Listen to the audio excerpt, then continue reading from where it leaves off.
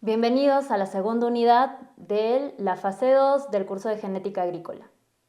El tema de esta unidad es caracterización de los procesos de reprogramación genética. Como ya hemos visto, los seres vivos estamos organizados por un código genético que se encuentra en las hebras de nuestro ADN. Hay condiciones que a veces favorecen que estas hebras configuradas por este código genético tengan errores en la replicación celular. Y ahora vamos a observar qué tipo de errores pueden manifestarse. Se pueden dar mutaciones espontáneas.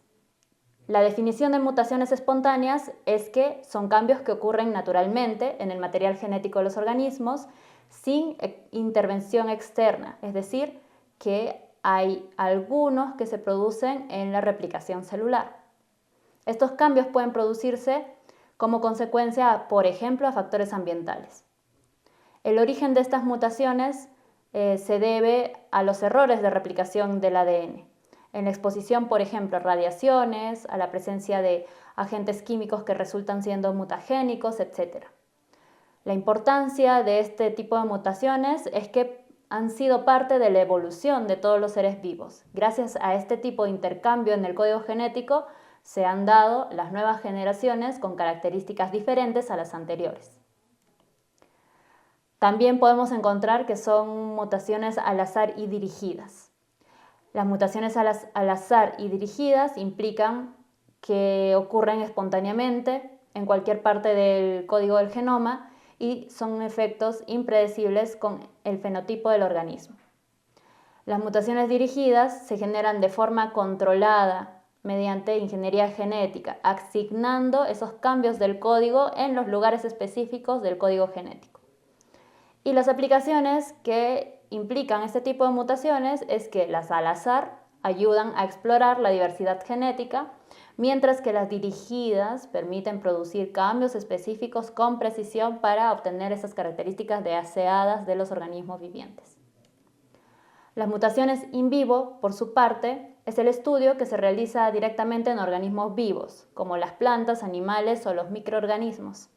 Esto permite observar los efectos de las mutaciones en un contexto biológico mucho más complejo, más realista.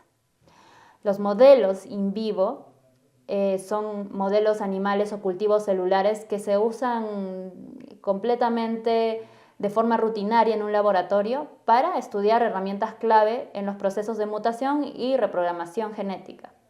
Las ventajas y desafíos que implica esta clase de estudio ofrecen una visión más completa de los procesos de mutación, pero también van a presentar desafíos logísticos y sobre todo éticos en el uso de organismos vivientes.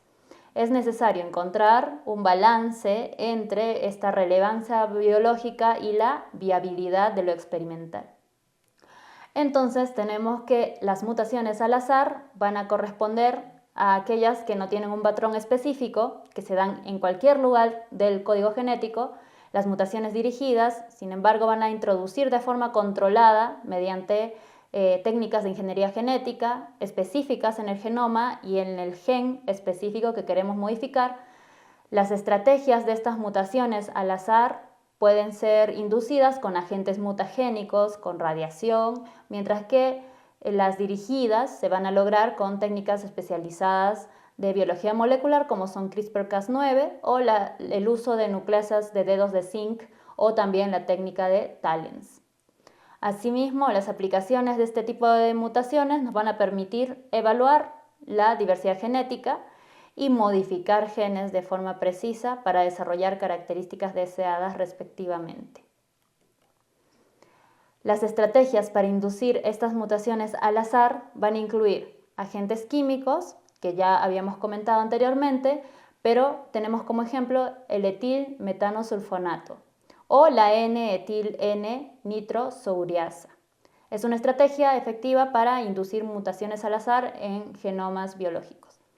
En cuanto a la radiación, que también sería un cambio ambiental, la exposición a radiaciones ionizantes como los rayos X o los rayos gamma también puede generar mutaciones al azar en el ADN de los organismos. Las técnicas de mutagénesis dirigidas como CRISPR-Cas9 van a permitir modificar con precisión genes al hacer cortes en regiones específicas del genoma e introducir estos cambios predecibles deseados para evaluar luego en el fenotipo. En cuanto a las nucleases de dedos de zinc, son proteínas que están diseñadas para reconocer y cortar secuencias de ADN específicas. Tienen que ver con la regulación génica directamente, mientras que los TALENs son otra herramienta de edición génica que permite la modificación precisa de las secuencias de ADN al interés del investigador. Las mutaciones in vivo y los modelos de sistemas in vivo están constituidos precisamente por este contexto biológico realista, complejo, utilizando estos elementos biológicos como plantas, animales o microorganismos definidos. Las ventajas y los desafíos de esto es que nos permite una visión más completa del proceso de mutación, pero también van a presentar desafíos logísticos y éticos. Por lo tanto, es necesario tener mucho cuidado cuando se realice este tipo de experimentación. Las aplicaciones de esta reprogramación del código genético vegetal in vivo pueden darse en el aspecto de mejoramiento de cultivos, porque nos permite introducir características deseadas en las plantas, como por ejemplo la resistencia a plagas o a condiciones climáticas desfavorables, la tolerancia al estrés hídrico, por ejemplo, o el estrés ambiental, para lograr mayor rendimiento. La producción de los compuestos bioactivos de una especie de planta va a permitir que pueda industrializarse eventualmente. La conservación de especies puede utilizarse para preservar especies en peligro de extinción mediante la introducción de genes que mejoran la adaptabilidad y la supervivencia de estos modelos biológicos. Entonces, como conclusión de esta unidad, tenemos que las mutaciones no del todo son malas, pero hay que usarlas con cuidado porque nos permite transformar la manera en que estudiamos y manipulamos los sistemas biológicos.